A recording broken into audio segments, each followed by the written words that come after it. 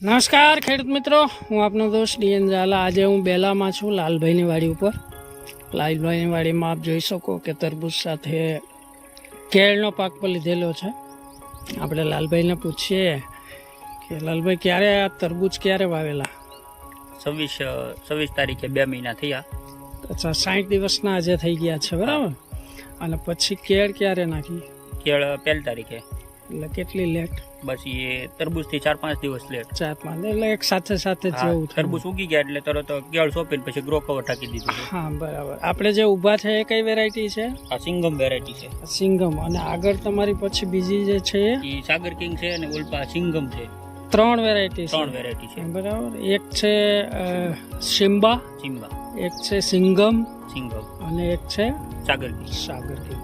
તમને અત્યાર સુધીના અનુભવ મુજબ કઈ વેરાયટી તમને સારી? અત્યારે 3 વેરાયટી સારી છે, પણ ઓલી આમાં સુકારો છે. સિંગમમાં સુકારો દેખાય છે. સુકારો છે. સાગર કિંગમાં અને સિમ્બામાં સુકારો નથી. એક એ વેરાયટીની તમને વેલ્યુ ખબર પડી કે ભાઈ આવતા સમયમાં જો કરવી હોય તો સિંગમમાં પ્રોબ્લેમ ઓછો છે. સુકારો નથી બિલકુલ. બરાબર.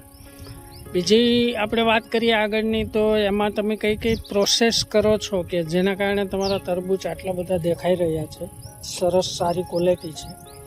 આમાં આપણે એરિસ કીટ અંદાતામાંથી લાવીને પાઈ છે. બરાબર.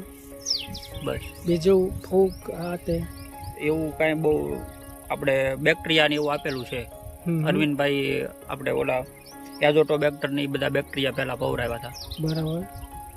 બીજું ખાતર એરિસ કીટનું ખાતર. બરાબર. અને આ તમારું બાજુમાં ખેતર છે, બહુ બધું છાણિયું ખાતર દેખાઈ રહ્યું છે, તો આમાંય કેટલું છાણિયું ખાતર નાખેલું છે? એમાં 2.5 વીઘામાં 6 લારી નાખેલું છે, 5 વીઘામાં 15 લારી નાખેલું. 15 લારી. અને સાથે તમે કોકડાની ચરક એ વાપરો? હા, કોકડાની ચરક 12 ટન ભેળવેલી છે. તો કોકડાની ચરક અને જે કંઈ માન લો કે છાણિયું ખાતર છે, એનાથી તમને શું બેનિફિટ લાગે છે? છાણિયા ખાતરમાં કોકડાની ચરક ભેળવીને એટલે છાણિયા ખાતરનો પાવર ડબલ થઈ જાય છે. બરાબર. અને ક્વોલિટી સારી આવે છે. ગમે પાક લગાવીએ એની.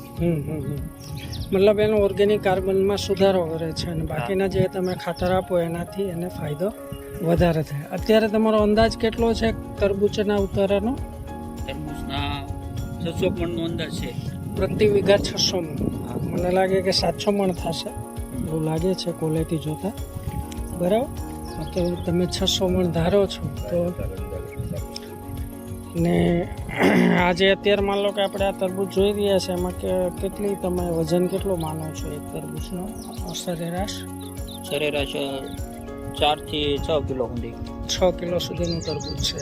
અને હવે કેટલા દિવસમાં પાકી જાય એવું લાગે છે? હજી 10 દિવસ લાગશે. હજી 10 દિવસમાં માર્કેટમાં આવી જશે. બરાબર. આ વર્ષે કેરી ઓછી છે એટલે ભાવ થોડાક સારા રહેશે એવું આશા રાખી શકીએ.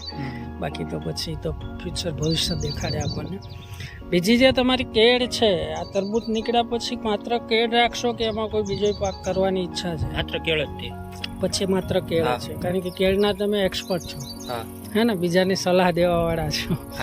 તો કેળે સારી છે, એકદમ તંદુરસ્ત છે, સારી દેખાય છે, કારણ કે તમારો જેટલા બી પોષણ તરબૂચમાં જાય છે એ કેળને પણ મળી રહ્યા છે. બરાબર. વિશેષ કોઈ એવો પ્રશ્ન આવ્યો તરબૂચમાં કે ભાઈ એને શું કરશું, કેવી રીતે કરશું, એવું કાંઈ?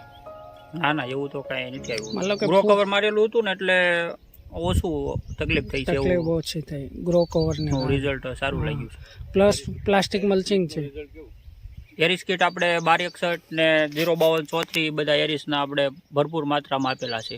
બરાબર. તો એનું તમને કેવું લાગ્યું રિઝલ્ટ? રિઝલ્ટ સારું છે. એટલે મતલબ એરિસના જે ગ્રેડ છે અથવા તો એરિસની જે કીટ છે એના રિઝલ્ટ તમને ગમ્યા છે. અને એને કારણે અત્યારે એકદમ લીલુંછમ ખેતર તમારું દેખાઈ રહ્યું છે. અને હજી તમે માન લો કે આપણે સારામાં સારી સાઇઝ તો દેખાઈ રહી છે, પણ હજી આ સાઇઝમાં વધારો થઈ શકે છે. બરાબર. તો તમને સરેરાશ જે કંઈ માન લો કે આપણે કપાસ અને મગફળીની અંદર જે કંઈ ઉત્પાદન આવતા હોય છે એની કમ્પેરમાં આ પાકોમાં ઉત્પાદનમાં કેટલો ડિફરન્સ છે? ડિફરન્સ તો ઉત્પાદનમાં થોડોક ઘણો પડે છે. એટલે કેટલા હજારનો પડે વીઘે?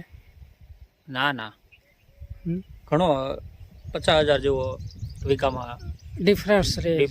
બરાબર. અને શોર્ટ ટર્મનો પાક છે, 90 દિવસમાં પૂરો થઈ જાય. આમાં ટર્નઓવર વધારે ને પ્રોફિટ વધારે. કપાસમાં અને મગફળીમાં ટર્નઓવર હાવ ખર્ચનું ઓછું ને પ્રોફિટ હાવ ઓછું અને ટૂંકમાં ખર્ચો ઓછો. આમાં ખર્ચ વધારે પણ ટૂંકા સમયમાં આવક ઘણી. હા બરાબર ને. તો બીજા ખેડૂતોને શું કહેશો? કરાય બીજા ખેડૂતોને વ્યવસ્થિત લગ્ન રાખીને કરે તો સારું રહે. પછી કયા પછી કાંઈ ન ઓલું કરે તો મહેનત કરનાર ખેડૂત જોઈએ. પછી વાવીને કાઢવા વાળા ખેડૂત હોય તો આ વસ્તુ થઈ શકે તો ન. તો દોસ્તો આ છે લાલભાઈ, જેમ એકલા મંડે મહેનત કરી રહ્યા છે. તમે આમ દૂર જુઓ તો એના મજૂરો દેખાતા હશે. તો એ મજૂરો ઉપર પોતાની ખેતી કરે છે. ભાગવી નથી આપતા કે આપો છો? ના, ભાગવી નથી. 42 વીઘા ઘરે જ છે. 42 વીઘા પોતે પોતાની રીતે ખેતી કરી રહ્યા છે અને આવી તરબૂચ અને કેળ જેવા પાક કરી રહ્યા છે. મહત્વના પાક છે. તો એ બેલા ગામના છે. કેનાલને કાંઠે એમની વાડી છે. બરાબર. ક્યારેક આ બાજુ બેલા બાજુ આવવાનું થાય તો લાલભાઈ કહેજો કેળાવાળા કેનાલ ઉપર, એટલે તમને કોઈ પણ દેખાડી દેશે. તો તમે લાલભાઈની મુલાકાત કરી શકો. ખૂબ ખૂબ આભાર લાલભાઈ. નમસ્કાર.